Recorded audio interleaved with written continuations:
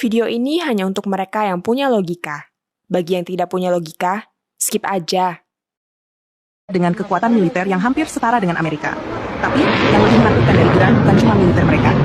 Dunia intelijen tahu, intelijen Iran adalah salah satu yang paling unggul di dunia.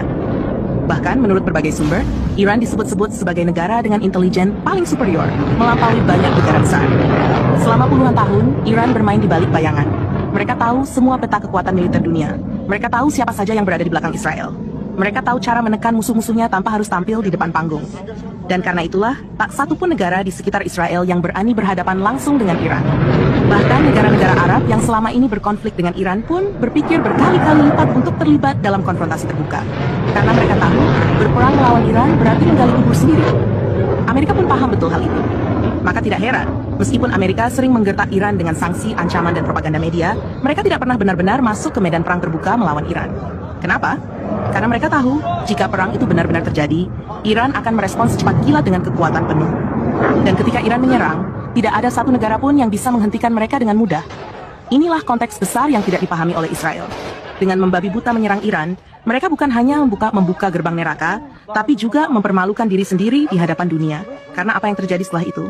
Iran merespons dengan kekuatan nyata. Kementerian Luar Negeri Iran dan Organisasi Energi Atom Iran mengumumkan mereka telah mempersiapkan fasilitas nuklir ketiga yang kali ini ditempatkan sangat dalam di bawah tanah, tidak bisa disentuh oleh apapun, baik rudal, satelit, ataupun mata-mata.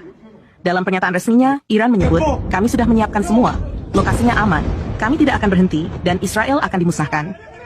Presiden Iran dengan tenang menyatakan bahwa pengembangan senjata nuklir adalah bagian dari strategi nasional untuk hidup mandiri. Iran ingin menjadi negara pelindung bagi bangsa-bangsa yang tertindas seperti Palestina. Iran ingin perdamaian dunia tanpa ada dominasi satu kekuatan yang sewenang-wenang. Namun sayangnya, keinginan damai Iran disalahpahami sebagai ancaman oleh Israel. Bagi Israel, keberadaan Iran adalah penghalang utama untuk menguasai Palestina secara penuh. Karena itulah Israel menyerang, dan serangan itu menjadi kesalahan fatal. Malam Jumat menjadi awal dari kehancuran besar. Langit di atas kota-kota Israel berubah menjadi merah api. Ledakan demi ledakan menghancurkan basis militer, sistem pertahanan, dan pusat energi mereka. Ribuan warga Israel berlarian ke bunker bawah tanah. Sirene berbunyi tanpa henti. Iran benar-benar memulai peringatan. Dan ini baru serangan tahap awal. Iran menyebutnya bayi rudal. Rudal-rudal terkecil mereka, yang bahkan tidak perlu dioperasikan dengan sistem kendali canggih.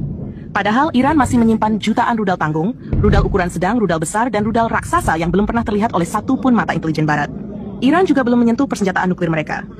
Bayangkan, hanya dengan rudal bayi, sistem pertahanan Iron Dome Israel yang katanya terbaik di dunia, lumpuh tak berdaya.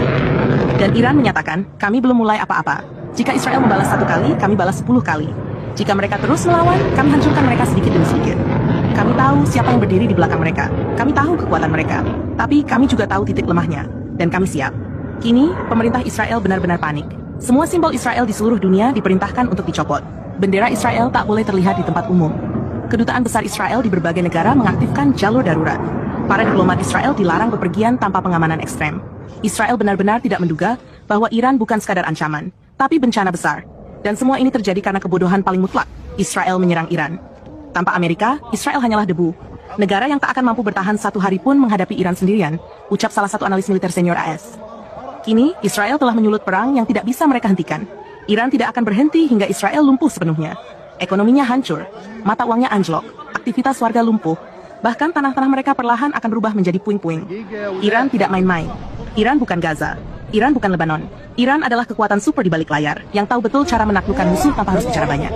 Dan sekarang, Israel hanya punya 2 pilihan, berlutut pada Iran atau lenyap dari peta bumi.